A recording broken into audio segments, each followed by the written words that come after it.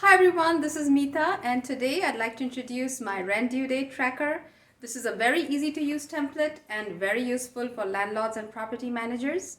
It automatically populates the rent due dates for all the months and it will let you know with automatic color coding when the rent is close, when the due date has been reached or passed, and it also records when you've received the rent. So let's see how this works. Hi everyone, thank you for joining me. Today I'm demonstrating my rent due dates tracker. This is in one sheet and is very easy to use. The first column here is where you would be entering your property names or property addresses. I've gone ahead and entered some sample property addresses. The next two columns are optional.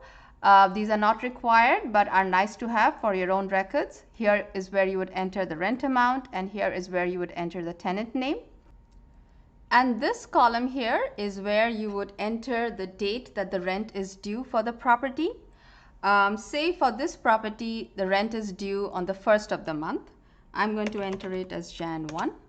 And you will see it immediately gets auto-populated for all of the months of the year over here as the 1st of the month. 1st of April, 1st of May, June, July, August, and so on till December. You will also notice that for Jan, Feb, and March, the dates are now red. That's because these dates have passed. So any date that has been reached and has passed will turn red. Now say you did receive the rent in Jan on time. You go and say Y, yes, and immediately it turns green. So also for February and for March. Now say the due date for this property falls on the 21st of the month. So I'm going to enter that as Jan 21. And you'll notice that again everything gets auto-populated and the 21st of Jan and 21st of Feb are in red because these dates have passed. But the 21st of March is highlighted in yellow because today is the 19th. I'm recording this video on the 19th. So 3 days before the due date, the dates will turn yellow. And again, if you have received the payment already, just say Y and it will turn green. And so also for Jan and Feb. Now say this tenant is going to start on the 15th of April and today is the 19th of March. I will still enter it as Jan 15th. All the dates will get auto-populated and of course the first 3 months will get highlighted in red because these dates have passed. But the remaining months are blank because they haven't come about as yet. You can either go in and delete these dates so you don't see the red, or you can just type in Y. You can type Y here and say I just want to delete it. If you delete it, they will be blank. You can just delete and it will be blank. You can take this off as well. Taking the same tenant as an example, let's say we go towards April. She's due to pay us on 15th April and say she has paid it.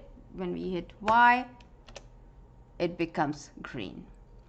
Now say in May she said to give her an extra couple of days. So you can go in and change the date if you like. So from May 15th, you can change it to May 18th if you like, and that will be the due date. And when it comes close to May 18th, it will start turning yellow, and on May 18th, it will become red. And when you receive it from her, the payment, just put a Y and it will become green. Now just to show what a spreadsheet would look like ordinarily with all the dates filled in, I'm just going to copy down these dates here. And you will notice for all the dates in Jan, these have already passed, so they are red. For March 20th and the 21st, they have turned yellow because it's just 3 days left for the due dates. And for the other months, they are still in white because the payments have not been received. If you get any payment in advance, you can always go in, say it's the 22nd of March, somebody has already sent you the payment, go in, hit Y, and it turns green. I hope you enjoyed this video. I will be leaving a link to the spreadsheet in the comments and description section below. I hope you leave me your questions and comments, and you can also reach me through my website moneyusage.com. I hope you give this video a like and also subscribe to my channel so you can see more of my videos, and I'll catch you on my next video.